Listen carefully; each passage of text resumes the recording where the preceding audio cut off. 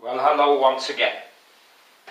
This is me, Leonard, broadcasting as usual from HASLINGDEN, 30 miles or 50 kilometres due north of Manchester in the UK, on Friday the 23rd of September 2011.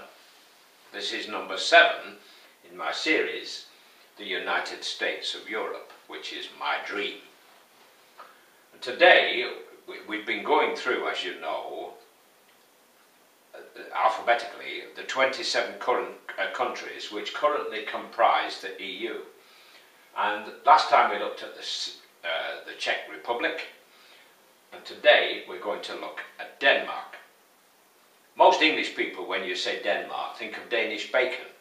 We have this way, we humans, of identifying people by little cameos in our mind, like Napoleon called Britain the nation of shopkeepers. And when we had Mrs. Thatcher as Prime Minister, she had a handbag. So there was a feeling in Europe that Britain was kind of handbagging the European ministers, that's the way we tend to do. And certain people have views. They say, "Oh, Germans are like this, or the French are like that, you know, or the Belgians are like this." I mean, we often make jokes about the Irish. Well, the French make jokes about the Belgians. I don't know who the Germans make jokes about. But as you can see today, we have many, many problems in Europe, all caused by fragmentation. The two things which divide mankind are religion, because the three great faiths, Judaism, Christianity and Islam, although they only have one God between them, they won't mingle. Well, that's religion. But the other thing which divides mankind is nationality.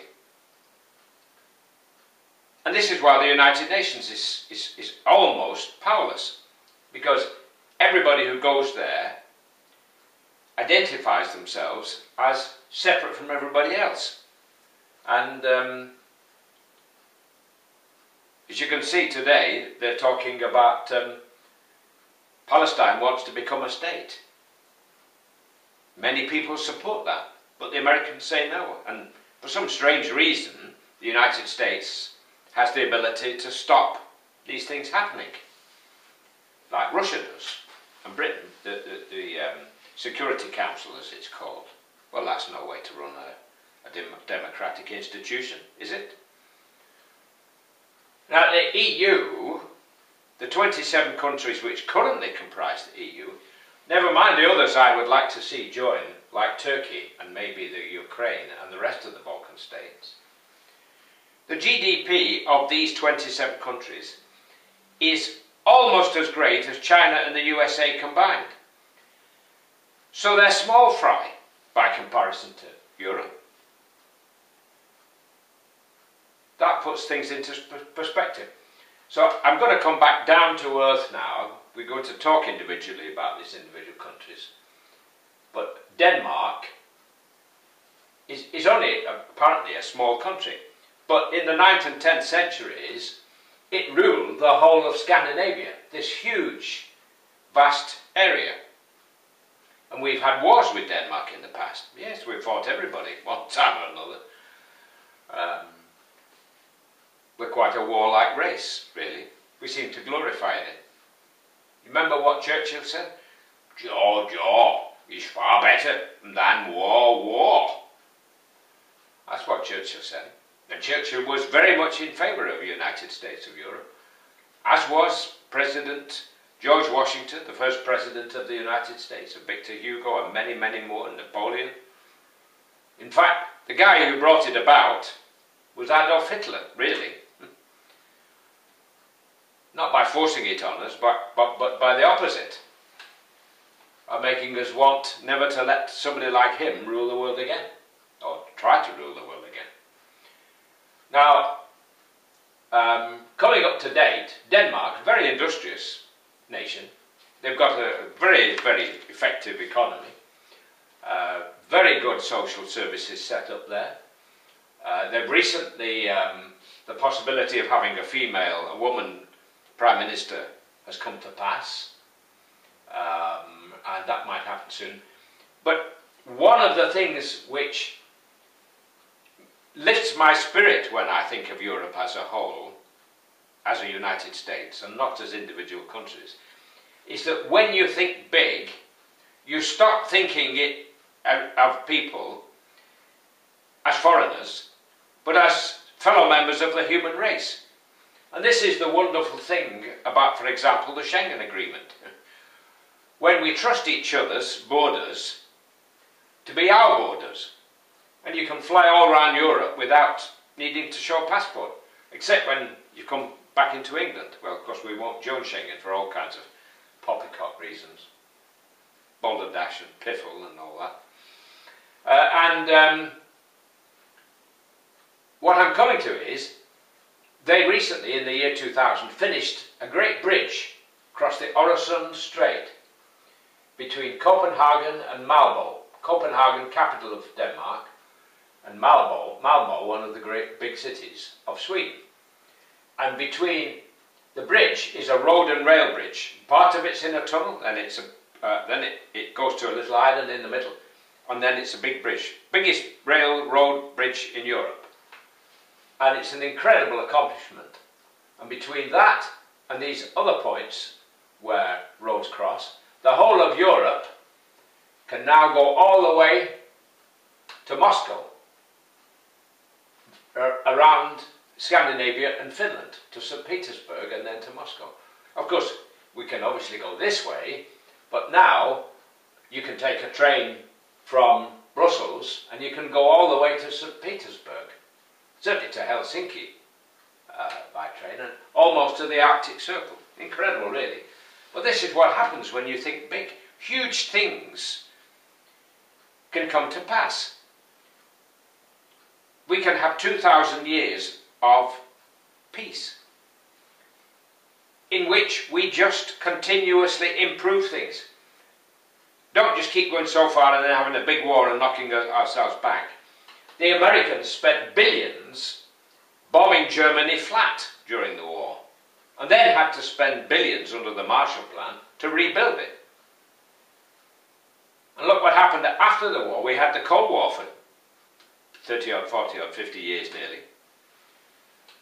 And it's only recently that many countries in Europe have thrown off the yoke of communism. I travel to Romania quite a lot, and I'm going shortly. It's quite amazing. They really believe in a united Europe, using the euro, and they're longing to be in Schengen. This feeling of wanting to be free of all this nationality crap, all this individualism. We're members of the human race. We all came from Adam originally, not some amiga that crawled out of the slime somewhere, or some microbe that arrived by meteor. God created this world, whatever you may say. Anyway, that's by the by. What I'm coming to is that not everybody is singing from the same hymn sheet. The Danes didn't want to know about the euro. They're in the EU, but they're not in... They are in Schengen, but they're not in the euro. But they're in the EU. Switzerland is not in the EU, and it's not in, doesn't use the euro, but it's in Schengen. Norway's in the EU, doesn't use the euro, but it's in Schengen. The UK is in the EU, but it doesn't use the euro, and it won't join Schengen. So it's like being in a golf club in which everybody has their own rules. We want to play with a different size ball, it won't work. Now, to come back to Denmark, all these countries individually are very small. And only by participating in a larger whole do we gain enormous strength and power. Now, I've waffled on a bit more than I anticipated, but it doesn't matter. If you're still with me, if you like listening to my voice. Hope there's no tall blondes out there who like listening to my voice, because my girlfriend will strangle you. The next country on the list, if you'll excuse me, looking down the list, will be Denmark, and then Estonia on the Baltic.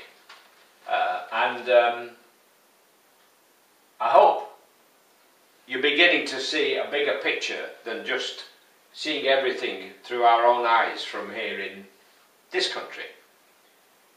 We get the feeling that it doesn't matter because it's across the channel, you know, it's something that goes on in Brussels, and it's not really what we understand and all that business. I mean, very easy to think small.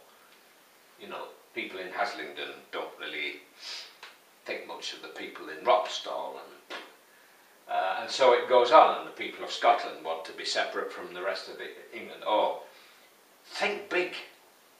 We're all part of the human race. Don't think small, think big. I am convinced we have a great, bright, economic, wonderful future that our kids will love us for, and they'll look back and they say, what vision those guys had. Before 1945, there was nothing but war, and now look what they've done. They've given us peace, and they've given us the United States of Europe. Just think then, your children will be able to get on a train in Scotland and go all the way down to Istanbul or Athens, or go to any university in Europe. We'll be able to travel anywhere in Europe and get free national health, because we will all eventually use the same system. Isn't that wonderful? And there won't be any prospect of wars. There'll be disagreements from time to time. You always get these sort of sceptical right-wingers jumping up and down and hopping up and down about something or other. But eventually they get tired of hopping up and down and they go quietly away. Now, I've waffled on. I'm going to say cheerio. I've not spoken very much about Denmark, really. I mean, they were part of the Viking setup. And if you remember, the Vikings had a tendency to rape and pillage, as they say. But what many people don't know about the Vikings is that not only did they go around collecting gold, silver and diamonds and jewels and things when they raided places, they captured human beings. In Dublin, which they founded, they had the biggest slave market in Europe, yes. And a lot of these slaves that they collected in Europe, they sold to the Muslim Empire in North Africa and in Turkey, in the Ottoman Empire. So many European people ended up as slaves inside the Islamic kingdoms. Isn't that strange when you think about it? And then you think that later on, we got involved in the slave trade, only we sent Africans to America. And today, we gather, it still goes on in some places, some odd places. But human beings have a tendency to be like that. They like to push people around sometimes if they're permitted. So I'm going to say cheerio. That was Denmark. Next time we'll look at Estonia. Take care. God bless while it's still legal in the UK to say God bless. Bye for now.